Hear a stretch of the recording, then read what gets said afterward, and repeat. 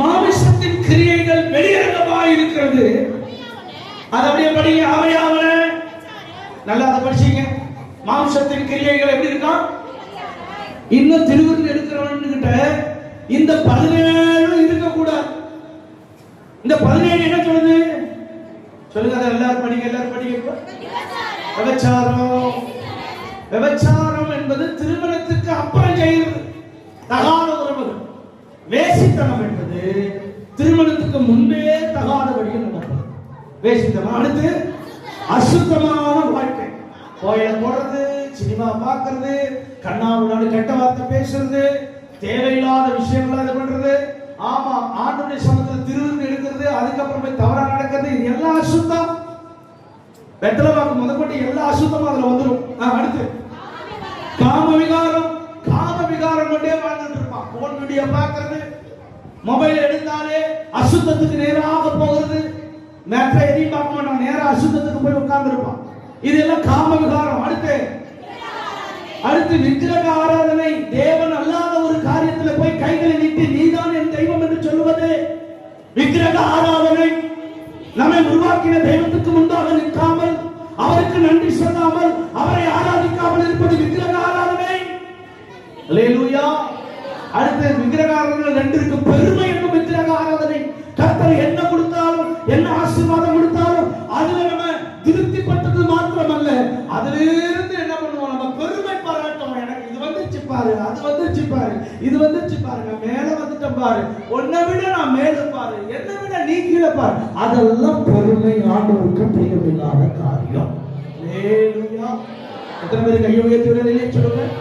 பெருமை. அடுத்து பில்லி சூனியம். அடுத்தவன் வாழக்கூடாது, இவன் வாழக்கூடாது, அவன் வாழ்ந்துடக்கூடாது. சபையிலே பில்லி சூனியம் வைக்கிறாள். அல்லேலூயா.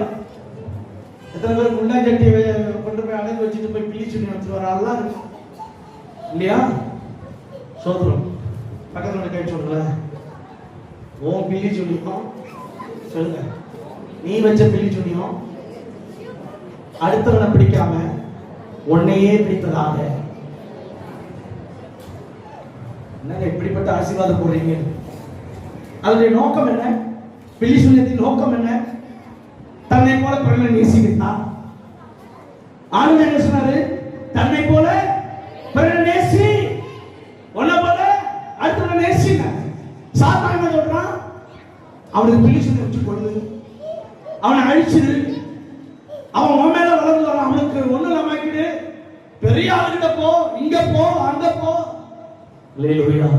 இந்த எல்லா பிலிசனையும் இயேசுக்கு பயந்தே ஆக வேண்டும். எத்தனை பேர் கை உயர்த்தி அறிவிச்சுங்க? இயேசு எல்லாத்துக்கும் மருந்தா இருக்கிறார். ஆமென் சொல்லுங்க. ஏன்னா உங்களை உருவாக்கினவருக்கு உங்களை குறிச்சு கவலை. எத்தனை பேர் ஆமென் சொல்லுங்க? அடுத்த நேரத்துக்கு பாருங்க, கீழே வாசிங்க. பகைகள். பகை. எதுக்கு எடுத்தாலும் பகை. இதுல பகை, அதுல பகை, இதுல பகைன்னு பகையை வச்சுக்கிட்டே வாழுது. ஒன்னா திருவிருந்து எடுப்பான், 20 வருஷம் திருவிருந்து எடுப்பான். ஆனா 20 வருஷமும் பகையை வச்சுக்கிட்டே திருவிருந்து எடுப்பான். அல்லேலூயா. இது ஆண்டவருக்கு பிடித்தமான காரியமா?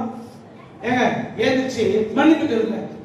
உடனே இந்த ஐயா கேட்கலன்னா ஏதாவது சொல்லுவாருன்னு சொல்லிட்டு மன்னிச்சுங்க. இப்ப இந்த பக்கத்துல நின்று ஆண்டவர் குறையில தட்டணும் வரும்.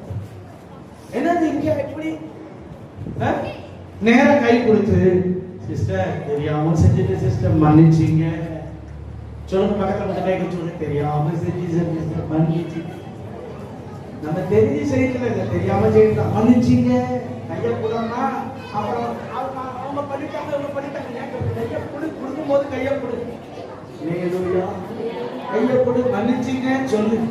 திருவிருந்து எடுக்க போறேன், இதெல்லாம் எதா இருந்தாலும் மன்னிச்சிங்க. என்னையும் மன்னிச்சிங்க எல்லாரும். சோதர சிஸ்டர் மன்னிச்சிங்க. கோமர் இதுக்கெல்லாம் மன்னிச்சு, இல்லைன்னா ஒரு அடி அடிச்சிங்க. இதுக்கெல்லாம் நான் கவலைப்படுறது. பக்கத்துல சொல்லுங்க, எல்லாரும் மன்னிச்சுக்கணும், மன்னிச்சு. சாப்பிட போற இடத்துல என்னடி அங்க அவெல்லாம் சொல்லிட்டாங்க. இந்த 50 கிராம் மூலத்துக்கு கீழ்ப்படிஞ்சா கர்த்தர் ஒன்றும் தெரியப்படுவார். எத்தனை பேர் அப்படி சொல்லி சில அற்புதமா நடக்காம இருக்கிறதுக்கு இதெல்லாம் தடை தான். இந்த தடை தான். நீ ஞானஸ்தானம் எடுத்திருப்ப, திருவிழா எடுத்திருப்ப, எல்லாம் பண்ணுவ. ஆனா நிறைய விஷயங்களை உள்ளுக்குள்ள வச்சுக்கிட்டே. அதனாலதான் ஆண்டவர் சில அற்புதங்களை செய்யாம இருப்பார். இன்னைக்கு ஆண்டவர் சொல்றாரு, இதெல்லாம் உதவிட்டு திருவருது, நீ ஆசீர்வாதமாக இருப்பாய். சொல்லுவீங்களா? எத்தனை பேர் அதை ஒதுக்குறீங்க? ஒதுக்குறவங்க மாத்திரம் கையை உயர்த்தி வழியில சொல்லுவீங்களா? அடுத்த பேர்கள்ல பிரிவினைகள், விரோதங்கள், வைராக்கியங்கள், என்னங்க அதிக கோபங்கள் சண்டைகள், பிரிவினைகள், மாற்றப்பட்ட சபையிலே 4 பிரிவு. கொஞ்சம் பேசுகிற ஆபீசர் ஃபேமிலியில ஒரு பிரிவு, அடுத்து அன்றாட கூலியில ஒரு பிரிவு, அதுக்கப்புறம் கொஞ்சம் மேல வந்து ஒரு பிரிவு. நீ எங்க போக? பரலம் போவியா? பரலம் போவியா இல்ல பாதாளம் போவியா? அப்படின்னா ஒரே டம்ளர்ல நீ என்ன பண்ணக்கூடாது?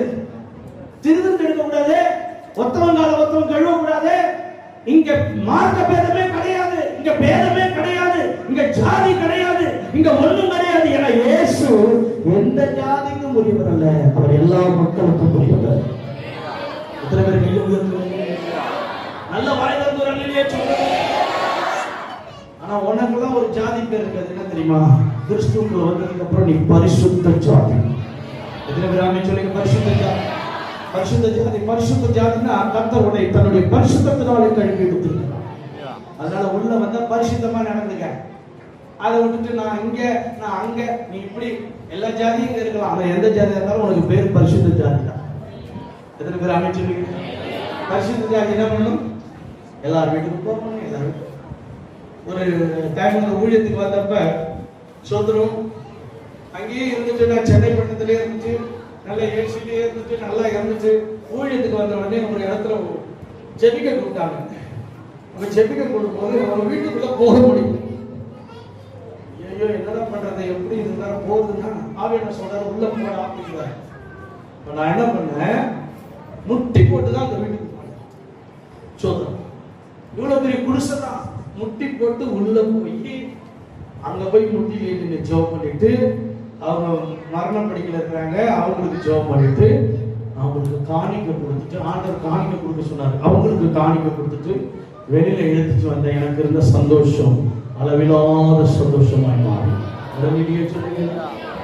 நம்ம எப்படி வாழணும் தெரியுமா? பிறருக்கு சாட்சியா தான் வாழணும். நம்ம கொஞ்சம் வளர்ந்துட்டோங்கிறதுனால பிறரை மிதிக்கவும் கூடாது, பிறரை தூசிக்கவும் கூடாது. அவங்க இப்படி இருக்கிறாங்களேன்னு நம்ம சொல்லிடக்கூடாது. ஏன்னா குருடனுக்கும் இயேசு தகப்பன், செவிடனுக்கும் இயேசு தகப்பன், உண்மையனுக்கும் இயேசு தகப்பன், அந்நியனுக்கும் இயேசு தகப்பன். உலகத்தில் இருக்கிறாங்களா அவங்களுக்கு இயேசு தகப்பன். எத்தனை பேர் கையை உயர்த்தி ஒன்னு ஆண்டவர் என்ன பண்ணிக்கிறாரு, உருவாக்கி எடுத்து நல்லா மேல கொண்டு வந்துருக்காங்க. ஆண்டவருக்கு நன்றி சொல்லி உனக்கு இருக்கிறத இந்த இல்லாதவங்களுக்கு கொடுத்து சந்தோஷப்படு. ராமன் சொல்லுவீங்களா? நல்ல ஒரு அலையிலே சொல்லுவீங்களா? என்கிட்ட வந்து பிச்சை கேட்க வந்தாங்கன்னா நான் கார்லயே போட்டு வச்சிருப்பேன் நிறையா. அது பிச்சை கொடுங்கன்னு பைபிள் சொல்லுது. சில நேரத்தில் தூதர்கள் கூட வந்து கேட்பாங்க, உங்களுக்கு தெரியாது, மாறு வேஷம் தான், அவங்களுக்கு பிச்சை கொடுக்கணும். நீ ஏன் பிச்சைக்காரங்க இருந்தா எப்படி கொடுப்ப? நம்மளை தாக்குறாரு பக்கத்தில் ஒரு நீ ஏன் ஒரு காசை எடுத்து ஒரு முண்டியல போட்டு அதே 10 முறை பார்த்துட்டே உட்காந்துட்டா நீ எப்படி கொடுப்ப?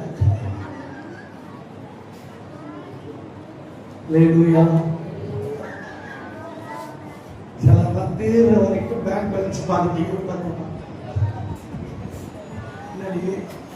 எப்ப இது குறைக்கும் எல்லாம் தெரியலையே.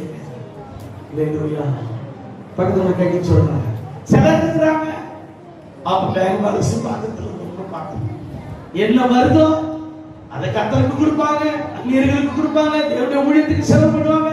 வந்த வரைக்கும் கர்த்தர் நம்மளை ஆசீர்வதிச்சா போதும்னு சொல்லி போயிட்டு இருப்பாங்க. இப்படிப்பட்டவர்களுக்கு பரலோகம் உண்டு. எத்தனை பேர் கையை உயர்த்தி சொல்லிக்கலாம்? சிலர்லாம் பாக்கெட்ல வச்சுக்கிட்டே கேட்டீங்கன்னா இல்லைன்னு இல்ல ரூமன், ரூமன் தான் இதுல நிறைய அடிப்பட்டு